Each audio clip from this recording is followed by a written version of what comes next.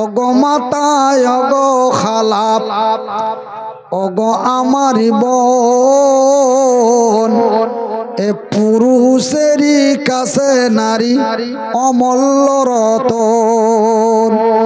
এ দুনিয়াতে যত ধন পুরুষেরই আছে, তারও চাইতো মূল্যবান নারী তারই কাছে। কিন্তু সেই নারীটা নেক হওয়া চায়, ইহকাল পরকাল হবে সুখময়। তবে নেক নারী কাকে কয়? যে নারী পাঞ্জি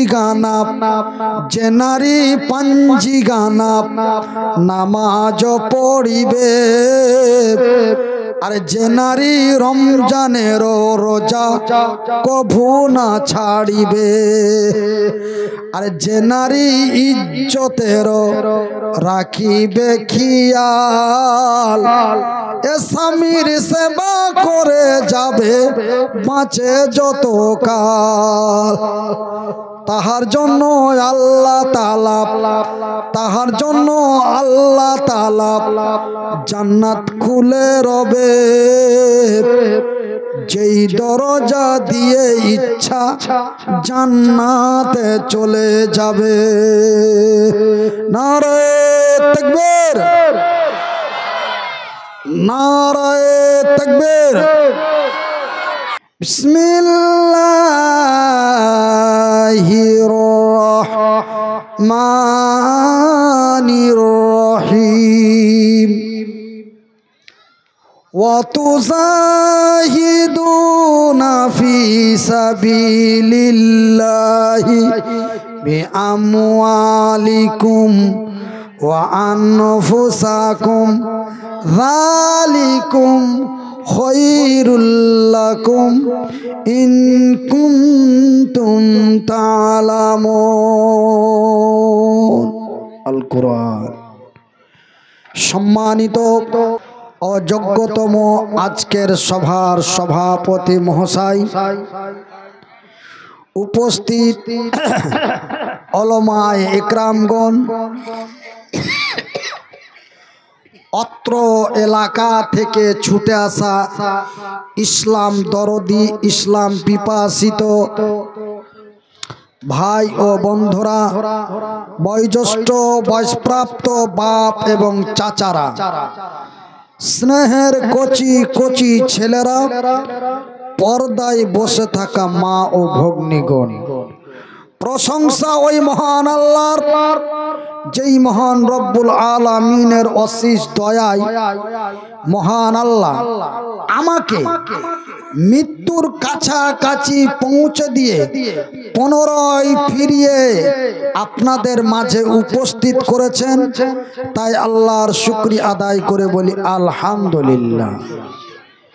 তারপরে পরেই আমাদের ধর্মের গুরু, ধর্মের নেতা, দো জাহানের নবী মুহাম্মদুর রাসূলুল্লাহ, বলুন সাল্লাল্লাহু আলাইহি ওয়াসাল্লাম। তিনার প্রতি শত কোটি শান্তির ধারা বর্ষিত হোক। আল্লাহুম্মা সাল্লি আলাইহি, আল্লাহুম্মা বারিক। আমার সম্মানিত ভাইয়েরা, আমার বন্ধুরা, আপনারা মনিরামপুর গ্রামের মানুষ এবং ঝাড়খণ্ড রাজ্য পাকুড় জেলা, থানা কি পড়ে? আচ্ছা, আমার মতো, আমার গ্রাম থানা একই, গ্রাম ও থানা হরিশ্চন্দ্রপুর ডিস্ট্রিক্ট, মালদা, ওয়েস্ট বেঙ্গল। তো আমার ভাইরা, আমার বন্ধুরা, আমি আপনারাকে আলোচনা শোনাবের জন্য পবিত্র আল কোরআনের সূরা আল বাকারা থেকে এবং অন্য একটি সূরা থেকে ছোট্ট ছোট্ট 2 থেকে 3টি আয়াত পাঠ করেছি। এই আয়াতটিকে সামনে রেখে আপনাদের কাছে আলোচনা রাখব। মহান আল্লাহ রব্বুল আলামিন 1-2 করে 1.5 বছর আমার জবান বন্ধ রাখলো। আমি কথা বলতে পারিনি, 1.5 বছর কথা বলতে পারিনি। কথা বলবো যখনই মনে করতাম তখনই 2 চোখ দিয়ে অঝোর নয়নে কান্না, কথা বলতে পারিনি। তারপরে গত সেপ্টেম্বর মাসের 17 তারিখ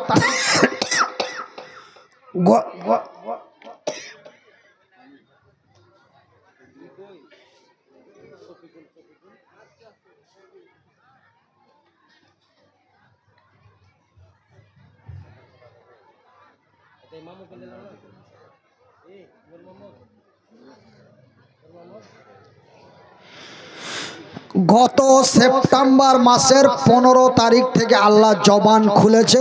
অক্টোবর মাসের 26 তারিখ থেকে প্রোগ্রাম আরম্ভ হয়ে গেছে, বলেন আলহামদুলিল্লাহ।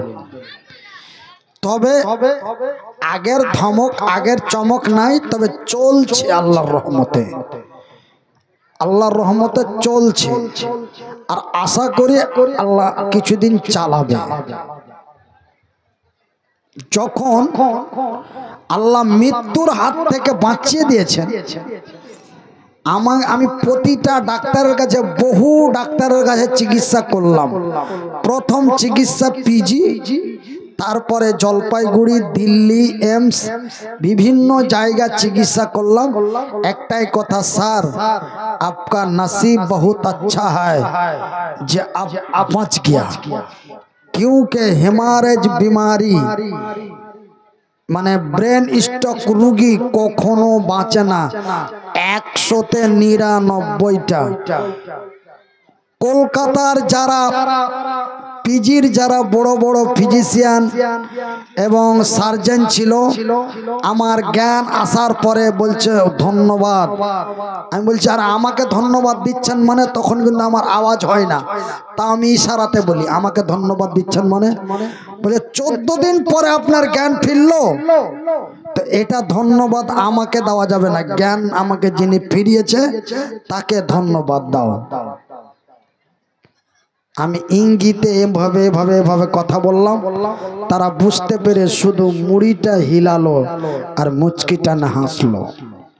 তবে ভাইয়ের আমার, আব্বার আমার, আমি এই জন্য আল্লাহর কাছে এতটাই বিশ্বাসিত যে 14 দিন পর যখন আমার আল্লাহ আমাকে আদমরা করে এই দুনিয়াতে ফিরিয়ে দিয়েছে, তো আরো কিছুদিন দুনিয়ার তাপ পোহা।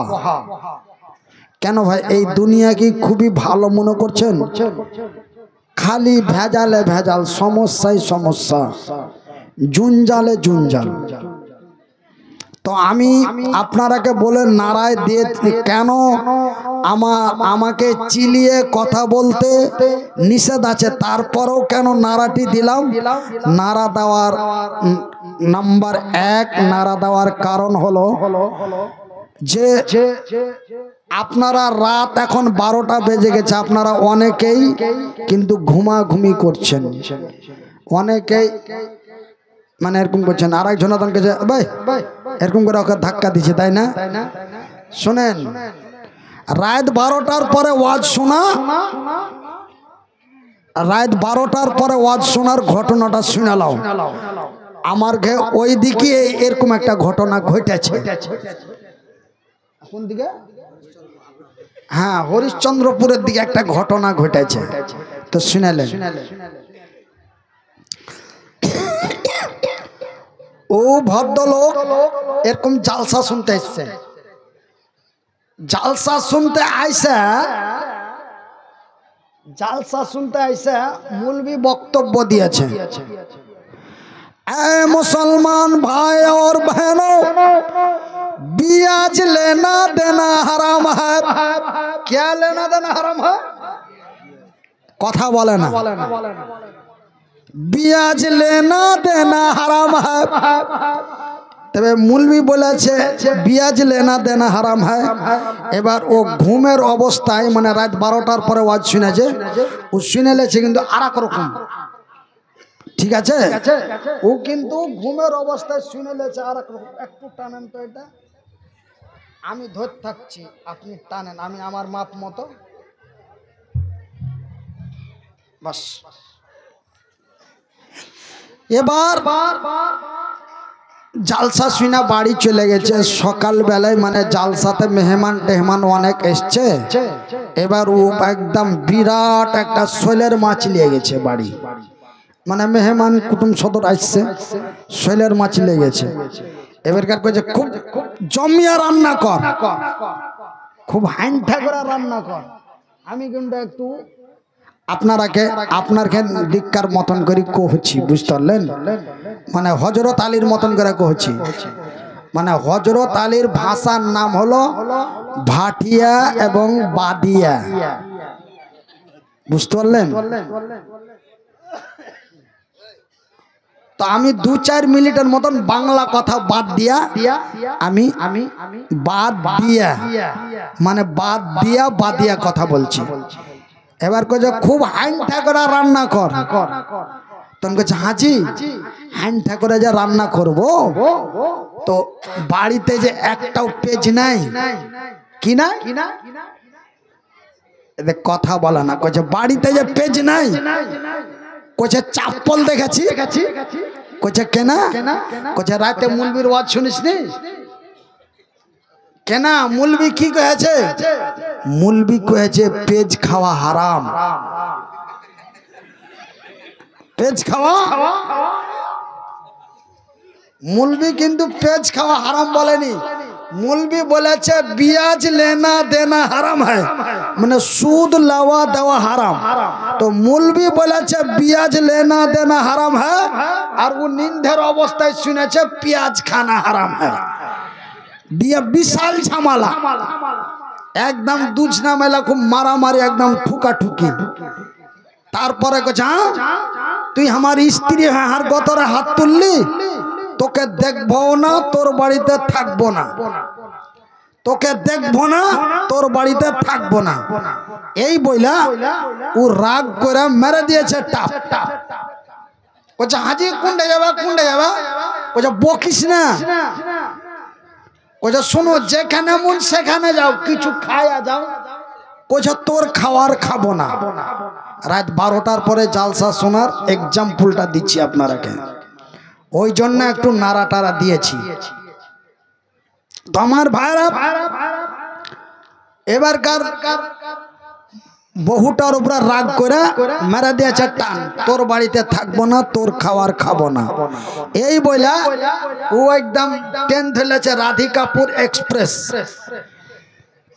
রাধিকাপুর টু কলকাতা রাধিকাপুর এক্সপ্রেস ধরে নিয়েছে না খায়। কিন্তু ভাই মানুষের ভোগ থামে কতক্ষণ? এবারকার চলতে আছে না খেয়ে, চলতে আছে, চলতে চলতে চলতে চলতে রাত 12টা একটা হয়েছে খাগড়া স্টেশন। খাগড়া স্টেশন দেখেছেন তো? খাগড়া স্টেশন ট্রেন দাঁড়ালছে 13 মিনিট স্টেশন। এবার খাগড়া স্টেশনে একটা হকার উঠেছে, একটা হকার উঠেছে, আর ওর নিচে সিট পায়নি, ওপরে শুইতে আছে। এদিকে নিন্ধ ছাড়ে না, আর এদিকে ভোকও মানে না। এবার হকার উঠে বলে এ রোটে তরকারে, রোটে তরকারে। ও এবারকার ঘুম থেকে উঠে চোখ মুখ কছিল, ঘুম থেকে উঠে চোখ মুখ করছিল, দাও। বলে কত? বলে আরে দাও। তো দাও বলেছে, ওকে আইডিয়া করে দিয়ে দিয়েছে। এবার খাওয়া দাওয়া কমপ্লিট। এবার জুত করে ঠোঁট মুখ সাটে মুছা ফের উল্টা পড়ে আলো। মানে রাত 12টা পার হয়ে গেছে, তো ঘুম আর থামে না, উল্টা পড়ে গেছে। এবারকার হকার বলছে এই টাকা দাও। বলে কয় টাকা? 20 টাকা। এই টাকা দাও। কয় টাকা? 40 টাকা। এই টাকা দাও। কয় টাকা? 60 টাকা। এই টাকা দাও। কয় টাকা? 35 টাকা। এবারকার সব টাকা লওয়ার পরে ওই টাকা দাও। বলে কিসের টাকা? এবার কিন্তু গল্প খারাপ। কিসের টাকা? বলছে যে রুটি তরকারি খেলা তো টাকা দিবা না, বলছে কয় টাকা? বলে 50 টাকা। বলে টাকা দাও। তো বলছে কিসের টাকা? বলছে আরে তুমি যে খাইলা রুটি তরকারি তো টাকা দিবা না? বলছে এই মামুর বাটা সম্বন্ধী, তুই রুটি দেওয়ার আগে কি বলেছিলি? তুই রুটি দেওয়ার আগে কি বলেছিলি? বলছে আমি কি বলবো, আমি বলেছি রুটি তরকারি। বলছে তুই ভালো করে বলতো তুই রুটি তরকারি বলেছিলি? তার মানে হকার বলেছে এ রুটি তরকারি রুটি তরকারি। ও রাত 12টার পরে শুনেছে রুটি সরকারি রুটি সরকারি। हाँ এখানে পিয়াজ लेना देना হারাম है, ওখানে শুনেছে ও পিয়াজ খানা হারাম है। এখানে বলা হয়েছে রুটি তরকারি, ও শুনেছে রুটি সরকারি। তারপরে হকারের মিজাজ খারাপ, और 5 চাপ্পল খান খুইলা পাড়া পাড় 2-4 চাপ্পল। বেটা রেল মন্ত্রী 50 পয়সা কম হলে তোকে টিকিট দেয় না? দেয় দেখি ভাই, তুমি একটা টিকিট কেটে দেখিয়ে দাও। সেই ভারতের রেল মন্ত্রী যদি 50 পয়সার কারণে একটা টিকিট দিতে না পারে, আমি গরিব মানুষ দিন খাই দিন খাটি, আর তোকে রাত 12টার সময় ফ্রি রুটি খাওয়াই দেয় সে মামুর বেটা। এবারকার 2-4 চাপ্পলও খাইতে হলো, 2-4 চাপ্পলও খাইতে হলো, টাকাটাও দিতে হইলো। তো ওই লাগা বলছি ভাই ঢুলাঢুলি করিও না। যদি ঢুলাঢুলি করেন তবে আস্তে আস্তে বাড়ি চলে যান। কেনা জানেন যে আমি কহবো একটা, আপনারা শুনবেন আরেকটা, তারপরে তখন ঝামেলা হয়ে দেখা গেল যে কি বাড়ি যা বহু তালাক দাওয়া দিয়ে হয়ে যেতে পারে। মানে আমি বলবো একটা, আপনি ঘুমের ঘরে শুনবেন আরেকটা। মানে আমি বলবো একরকম, আপনি শুনবেন আর এক রকম। তাই একটু ঘুমটা ভাঙিয়ে দিয়ে বলি নারে তাকবীর, নারে তাকবীর। আল কোরআনের আলো, আল কোরআনের আলো। এই 2-3টা চাংড়া করে জমে গেছে। আল কোরআনের আলো, আল হাদিসের আলো। আমার ভাইরা, আমার বন্ধুরা, আপনারা একটার পর একটা বক্তার বক্তৃতা শুনলেন। আমিও আপনাদের এখানে মোটামুটি সন্ধ্যা 7:15 মধ্যে ঢুকে গেছি। আমিও একটার পর একটা বক্তার বক্তব্য শুনলাম। তারপরে আমার আগে আমার যেই ভাই বক্তব্য দিলেন, মাওলানা হাবিবুল্লাহ রাজেন্দ্র, জিনার বাড়ি মুর্শিদাবাদ জেলার সাগরদিঘি থানা। সত্যি একজন ব্যক্তি জান্নাত নিতে গেলে, জান্নাত নিতে গেলে জান্নাত মামুর বাড়ির আবদার নয়, জান্নাত মামুর বাড়ির আবদার নয়। জান্নাত নিতে গেলে আপনাকে ত্যাগ স্বীকার করতে হবে। কি করতে হবে?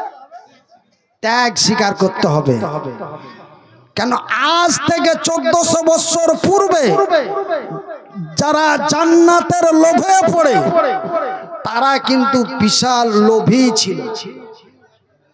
আজ থেকে 1400 বছর পূর্বে কিছু যুবক ছিল, এরকম যুবক এই যে আমার পাঞ্জরে বসা আছে, এরকম যুবক, চকচকা মুখ, টলটলা দাড়ি, বয়সটা অল্প। যুবক কারে বলে? 22 বছর বয়স থেকে 42 বছর, 22 থেকে 42। কয় বছর হলো মধ্যখানে?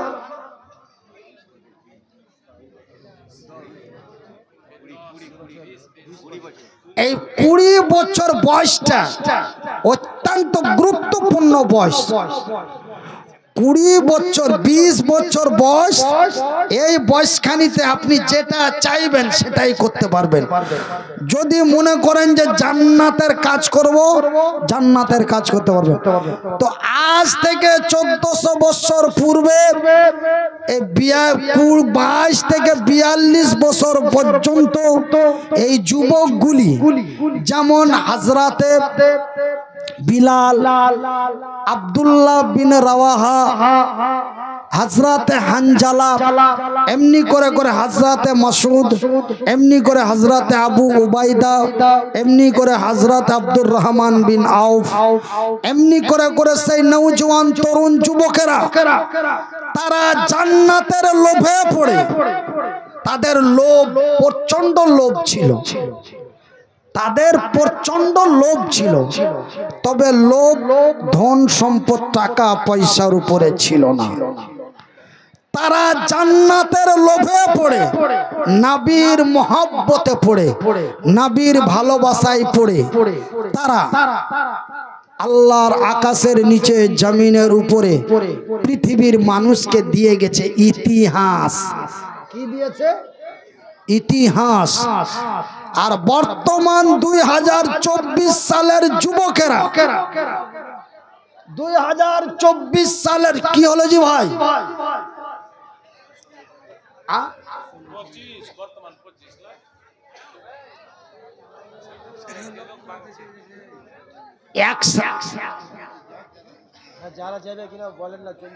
আচ্ছা ভাই, আমি তবে 2 মিনিট, মানে মানুষ যখন যাচ্ছে তখন ওনারাকে ডিস্টার্ব না দিয়ে ওনারাকে সুস্থ মস্তিষ্কে যেতে দিন।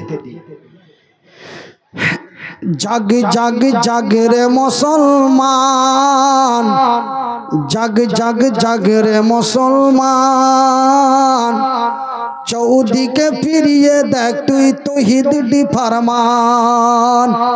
তবে আমি যে কথাটা বলতে চাইছিলাম যে তারা জান্নাতের লোভে পড়ে, নবীর মহব্বতে পড়ে তারা আল্লাহর জমিনে দিয়ে গেছে ইতিহাস। তারা ছিল আজ থেকে 1400 বছর পূর্বের তরুণ এবং তরুণী। আর বর্তমান 2025 সালের যুবকেরা, 2025 সালের যুবতীরা ধন সম্পদের লোভে পড়ে, ধন সম্পদের লোভে পড়ে, সুন্দরী রমণীর প্রেমে পড়ে জাতিকে দিয়েছে কলঙ্ক। জাতিকে কি দিয়েছে বাবা? জাতিকে দিয়েছে কলঙ্ক। কিন্তু তারা দিয়েছে ইতিহাস। আমার ভাই, আমি যেমন দেখতে খারাপ, ঠ্যাং নাই হাত নাই, এক তো পঙ্গু ছিনু ছিনু, দ্বিতীয়তে আল্লাহ আবার ওয়ান সাইড করে দিয়েছে। মানে আপনাকে এই গ্রামেরই একজন সুনামধন্য বক্তা ছিলেন মাওলানা সাইফুদ্দিন সাহেব। তিনি বেঙ্গল বিহারের ফেমাস বক্তা ছিলেন। আমার মতো অসুখেই তিনি 3 বছর আল্লাহর জমিনে বেঁচে থাকার পরে তিনি ব্রেন স্ট্রোক প্যারালাইসিস হয়ে 3 বছর পরে তিনি ইন্তিকাল করেছিলেন। আমার কাছে খবর আছে। তো ঠিক ওটাই আমারও অসুখ। আমার 2 বছর অলরেডি পেরিয়ে গেছে। আমি বর্তমান ওনার গ্রামেই বক্তব্য রাখছি, আল্লাহ রাখাচ্ছেন। তাই আমি একটা কথা বলে যাচ্ছি, আমার কথা যদিও শুনতে খারাপ হয় তবুও বুঝতে ভালো, বিশ্বাস করুন, না হলে কথা শুনেন। তারা জান্নাতের লোভে পড়ে, নবীর প্রেমে পড়ে তারা জাতিকে দিয়েছে ইতিহাস। আমরা মনিরুদ্দিনের মতো তরুণ যুবক, আমরা 2025 সালের তরুণ, আমরা ধন সম্পদের লোভে পড়ে, সুন্দরী রমণীর প্রেমে পড়ে আমরা জাতিকে দিয়েছি কলঙ্ক। তবে ওরাও ছিল লোভী, আমরাও লোভী। তবে ওদের লোভটা ছিল জান্নাত, আমাদের লোভটা হলো টাকা পয়সা। আমাদের যদি টাকা পয়সার লোভ না হলো, তবে সামান্য সামান্য কয়েকটা টাকার কারণে নিজের স্ত্রীকে, নিজের সুন্দরী রমণী স্ত্রীকে অনলাইনে তুলে দিয়েছে। আর ওরা ওরা ওরা ঢাকা মারামারি করছে আর ভিডিও করে ফেসবুকে দিয়ে দিচ্ছে। ওরা ওরা ঢাকা মারামারি করছে, ওরা ওরা গাল দেওয়া দেই করছে আর ফেসবুকে দিয়ে দিচ্ছে। আর রব্বুল আর সলিমুদ্দিন কলিমুদ্দিন ঘরে দেখে দেখে মজা নিচ্ছে। এটা কিসের লোভ? যত মানুষ দেখবে ওর অ্যাকাউন্টে টাকা ঢুকবে, এটাই তো লোভ। এটাই তো লোভ নাকি? মাসে হতো 20,000 15,000, খুব বেশি হলে এই যে দেখেন ভাই, আমি একটা ইউটিউব চ্যানেল চালাই খুব কষ্ট করে, ওই 3 মাস 4 মাস পরে 20,000 25,000 করে পাওয়া যায়। 3 মাস 4 মাস পর একবার। তো এই সামান্য টাকার লোভে পড়ে আমার স্ত্রীকে, আমার বোনকে, আমার ভাবিকে আমরা আজকে অনলাইনে তুলে দিয়েছি। আপনাদের এলাকারই একটা ছেলে আছে, আমি তার বিরুদ্ধে কথা বলছি না। সে ইউটিউবে উল্টা পাল্টা ভিডিও, ফেসবুকে উল্টা পাল্টা ভিডিও, খালি ওই চুটকি লাগা কথা। ওকে ও ঢাকা মেরে দিলে, ওকে ও ঢাকা মেরে দিলে, ওর পাশে ও বাঁশ লিয়া দৌড়াইলো, ওর পাশে ও আলো ঘিল আগালি লিয়া দৌড়াইলো। ওইগুলাই কোনো জ্ঞানের মতো কথাই নয়। ছেলে পিলা যে দেখে হতো একটু কিছু শুনবে। আরে আমি যদি কিছু নাও কইতে পারি, আমার নিজের কথা বলছি, তো মানুষ আমাকে দেখে বলে সুবহানাল্লাহ, আল্লাহ তুমি লোকটাকে এরকম করে বানালছো। তবে আমাকে দেখলেই আপনার মুখ দিয়ে বাড়াবে সুবহানাল্লাহ। তো ভাইজান, আল্লাহ আমাকে আপনাদের প্রশংসা রূপে তৈরি করেছেন, যে মহান আল্লাহ রব্বুল আলামিন আপনাদের মতোই, আপনাদেরও দুটো হাত, আমারও দুটো হাত, তবে আপনাদের হাতগুলো আলাদা, আমার হাতগুলো আলাদা। আমার ভাইরা, আমি সেই সব কথা বলতে চাই না।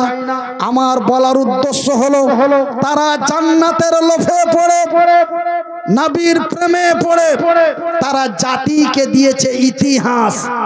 আর আমরা 2025 সালের তরুণ যুবক, আমরা ধন সম্পদের লোভে পড়ে, সুন্দরী রমণীর প্রেমে পড়ে আমরা জাতিকে দিয়েছি কলঙ্ক। জাতিকে কি দিয়েছি? কলঙ্ক। কলঙ্ক। দেখেন, বলো মনিরুদ্দিন ভাই, আপনি মনে হয় অসুস্থ হওয়ার পরে বেশি টেম্পার নিয়ে কথা বলছেন। আপনি যে বলছেন ওরা ইতিহাস দিয়েছে আর আমরা কলঙ্ক দিয়েছি, তবে ওরা ইতিহাসটা কি দিয়েছে আপনি একটু বলেন। আমি বলছি, শুনলেন? আমার ডানে বামে অনেকেই মুহাদ্দিসিনে ইকরামগণ বসে আছেন।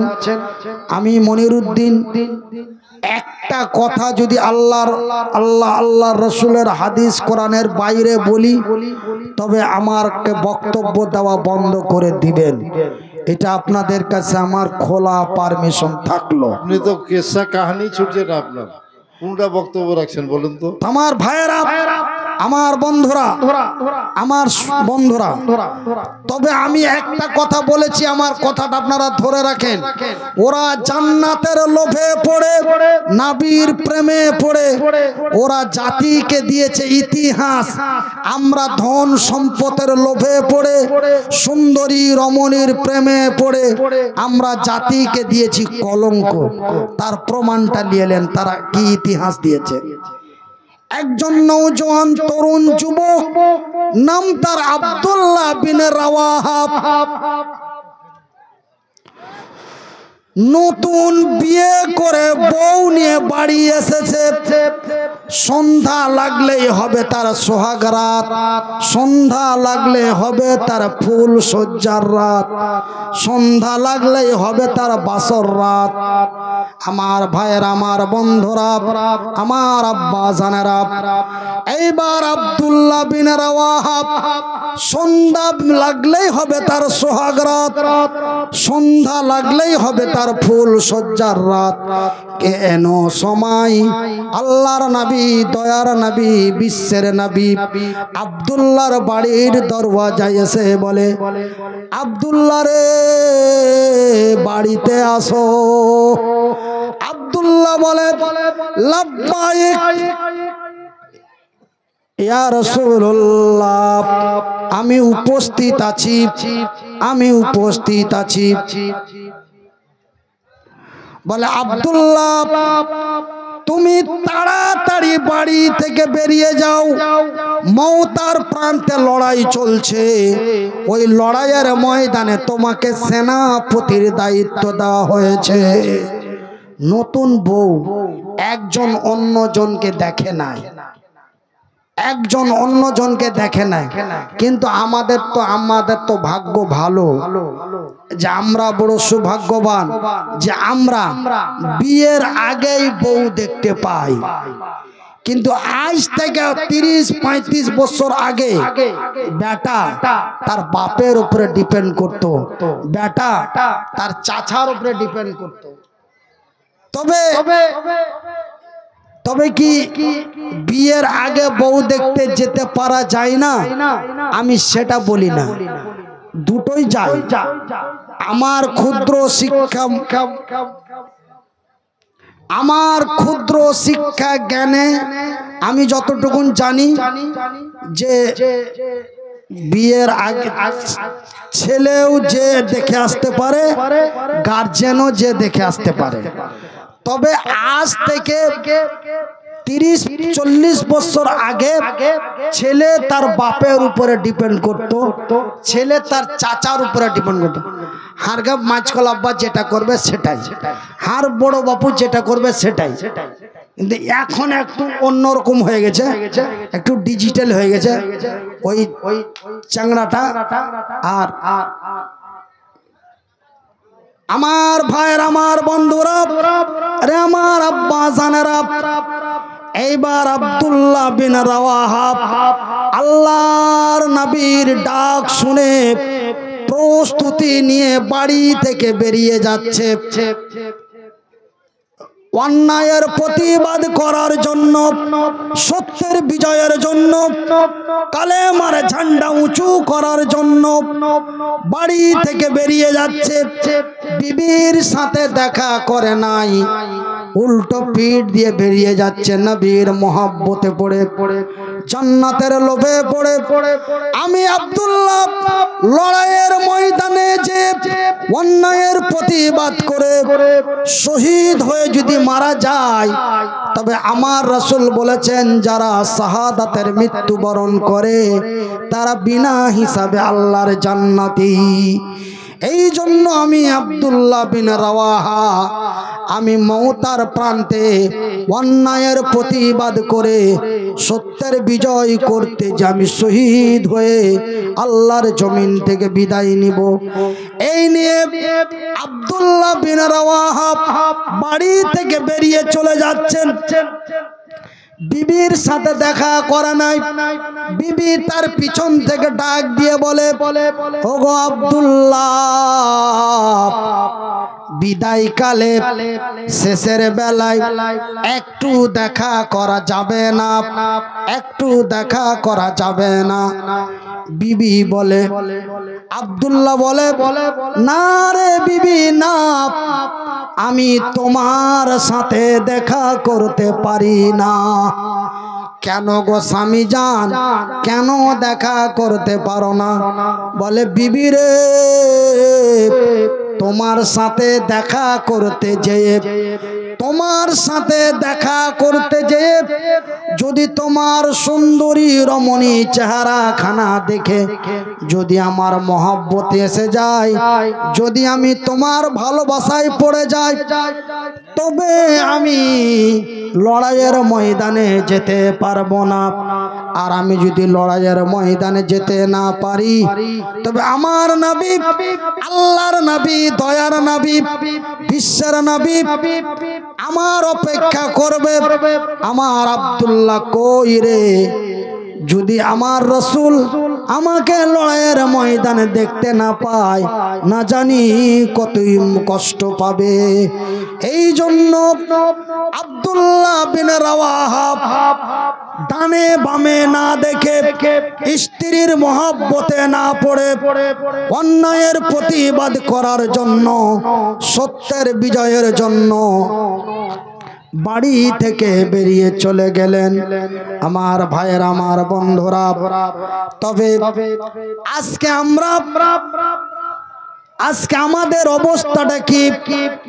আজকে আমরা সামান্য টাকার লোভে পড়ে নিজের ভাইকে ভাই খুন করে দিই, নিজের চাচাকে নিজের ভাতিজা খুন করে দিই সামান্য টাকার লোভে পড়ে। কিন্তু আমার ভাইয়েরা, আজ থেকে 1400 বছর পূর্বে আব্দুল্লাহ বিন রাওয়াহা এমনি করে হযরতে হানজালা, আব্দুল্লাহ বিন রাওয়াহা, হযরতে হানজালা, তারা অন্যায়ের প্রতিবাদ করে সত্যের বিজয়ের জন্য তারা লড়াইয়ের ময়দানে যে শহীদ হয়ে গেছে।